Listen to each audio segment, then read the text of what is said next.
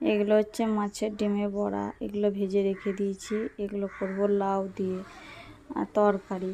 তো কারা কারা মাছের ডিম কীভাবে খাও অবশ্যই জানাবে। মাছের ডিমগুলো ভালো করে পেঁয়াজ, লঙ্কা, ধনে গুঁড়ো, জিরে গুঁড়ো, হলুদ গুঁড়ো সব দিয়ে ভেজে নিয়েছি। আর লাউ তরকারি, লাউ পোস্ত, আমার জন্য লাউ শাক, ডিম ভাজা আর বিউলির ডাল, দই সব করেছিলাম ভাতে রান্না দুপুরে। আর এদিকে সন্ধ্যেবেলায় দেখো রুটি করেছিলাম, রুটি বেলে নিচ্ছি রাত্রের জন্যে। তো রুটি হলো, রুটি কারা কারা কীভাবে করা অবশ্যই জানাবে। আমি তো রুটি গরম জলে মেখে করি, তো রুটি নরম হয়।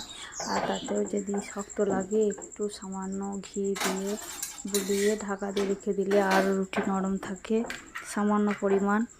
তো দেখো আমি রুটি বেলে নিচ্ছি, একটা একটি করে তাওয়ায় করে নিচ্ছি।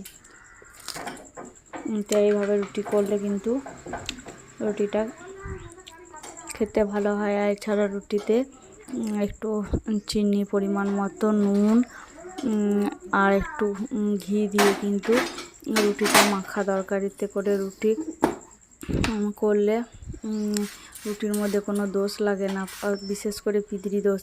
তাই রুটি মেখেও রেখে দিতে নাই ফ্রিজে ময়দা, আর সঙ্গে সঙ্গে করে নিতে হবে। যেটুকু ময়দা প্রয়োজন সেটুকু